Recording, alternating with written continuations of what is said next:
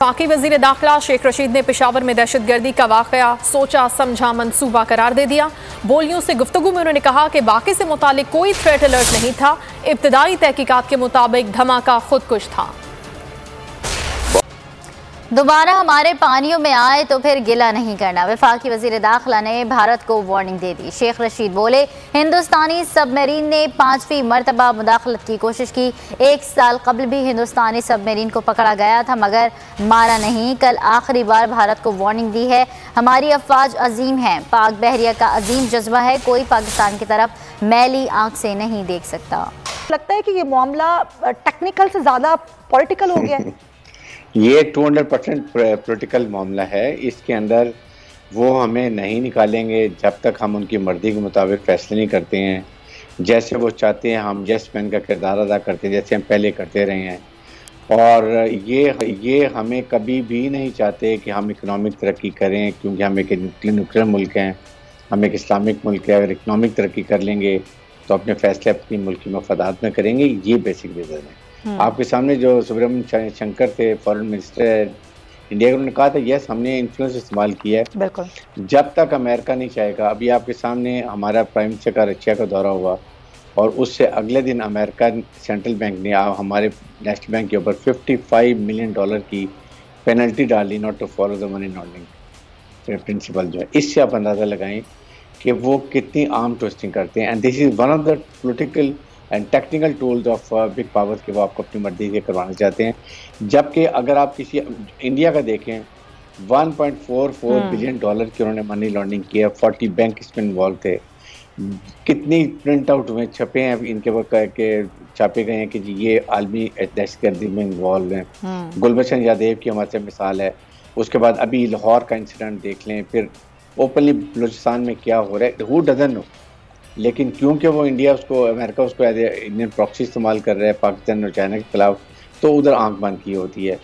तो इन्फ्लुएंस तो है, ये बात तो साबित हुई। तो पाकिस्तान अब करे क्या?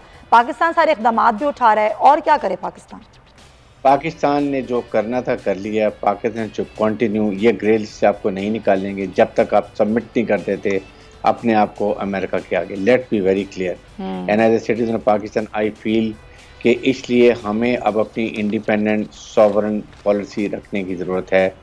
जो भी हमारे मुल्क में बेहतर हो, हम अपने नेबर्स में अगर स्ट्रॉन्ग होना चाहते हैं, हम अपने रीजन में स्ट्रॉन्ग होना चाहते हैं, तो ये हमारा एक हक है एज ए सॉवरन कंट्री।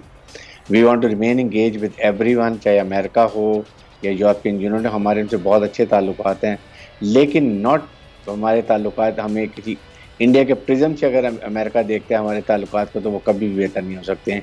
इसलिए पाकिस्तान को एक्सर्ट करना चाहिए और इकनॉमिक तरक्की करनी चाहिए। हमें सिक्योरिटी इम्प्रूव करनी चाहिए। सेफ सिटीज़ जबकि बनी हुई हैं, वो हमने क्यों नहीं बनाई? मुझे तो उसकी आज तक बात। बिल्कुल सही, बहुत शुक्रिया आपका। ब्रिगेड आरहा इस सवाल से मौजूद थे। और फैक्ट ऑफ की ग्रे लिस्ट में पाकिस्तान रहेगा। इसका मामला ज़्यादातर पॉलिटिकल हो गया है, टेक्निकल मामला ये निकल चुका है और इन्फ्लुएंस भारत का है, इस पर हम बात कर रहे थे। अब ज़रा बात करते हैं पीका ऑर्डिनेंस से, जो कि हम जानते हैं कि इस्लामाबाद हाई कोर्ट में इसकी समाअत भी चल रही है और अब सहाफ़ती तंजीमों की दरख्वास्त पर अटॉर्नी जनरल को नोटिस भी जारी कर दिया गया है। और जो ये नोटिस जारी किया गया है, जवाब भी तलब किया गया है, और साथ ही साथ ये मामला अब अपोजिशन जमातें ऐवान तक लेके जा रही हैं। और एक पटिशन जो है पीका ऑर्डिनेंस के हवाले से यानी कि पीका ऑर्डिनेंस को मनसूख कराने के लिए एक तहरीक जो है वो जमा करा दी गई है। पाकिस्तान मुस्लिम लीग नून और पाकिस्तान पीपल्स पार्टी दोनों मुतहरिक हो चुकी हैं और दोनों का ये मुतालबा है कि इस पर बहस की जाए ऐवान में। ये एक ऑर्डिनेंस लाया गया है जिसमें किसी की राय शामिल नहीं है। इसी पर हम बात करेंगे। हमें ज्वाइन कर रहे हैं जुल्फ़िकार साहब, सहाफ़ी हैं, PFUJ से भी आपका ताल्लुक़ है और ब्यूरो हेड भी हैं हमारे। जुल्फ़िकार साहब, बहुत शुक्रिया। जब सारे सहाफ़ी बरादरी गई पीका ऑर्डिनेंस के ख़िलाफ़ हाई कोर्ट और वहाँ पर सारी समाअत भी हो रही है, कितनी उम्मीद है कि यह हक़ में फ़ैसला आएगा? पहली बात। और दूसरी बात ये कि हुकूमत की तरफ से किसी लचक का मुज़ाहरा नज़र आता है कि वो सहाफ़ती तंजीमों को साथ बिठाकर इस पर बात करना चाहें? बात करेंगे पेशावर धमाके की। पेशावर में दहशतगर्दों ने अपना मकरू वार कर दिया। किस्सा ख्वानी बाजार की इस्लामिया मस्जिद में धमाका किया गया। इस धमाके में 30 अफराद शहीद और 50 से ज़ायद जख्मी हो गए हैं।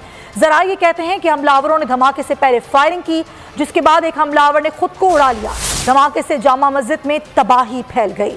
जख्मियों को लेडी रीडिंग अस्पताल मुंतकिल किया गया। जख्मियों से मुतादिद अफराद की हालत नाजुक बताई जा रही है। मेयर पेशावर ने जख्मियों के लिए खून की एहतियात देने की अपील की है। बाकी वजीर दाखिला शेख रशीद ने पेशावर में दहशतगर्दी का वाकया सोचा समझा मंसूबा करार दे दिया। बोलियों से गुफ्तगू में उन्होंने कहा कि बाकी से मुतालिक कोई थ्रेट अलर्ट नहीं था। इब्तिदाई तहकीकात के मुताबिक धमाका खुदकुश था। बहुत बड़ा वाकया है, इसकी कोई थ्रेट अलर्ट भी नहीं थी और ये बड़ी एक मनज़्ज़म साजिश है इस मुल्क को डिस्टेबल करने के लिए और उसमें गैर मुल्की फोर्सेस मुलव्वस हैं और एक इस वक्त हमारे यहाँ ऑस्ट्रेलिया की टीम भी आई हुई है। ये सारा कुछ एक सोची समझे मंसूबे के तहत किया गया है और इतनी बड़ी जानें गई हैं और इतने सारे लोग जख्मी हैं। ज़ाहिर है इन जानों में जख्मियों का इजाफा होगा क्योंकि खुदकुश हमला है, यह खुदकुश धमाका था। अभी ये होना कोई कह रहा है 1 था, कोई कह रहा 2 था, इसका फैसला अभी कुछ कहना कबल वक्त होगा, इंतजार करें।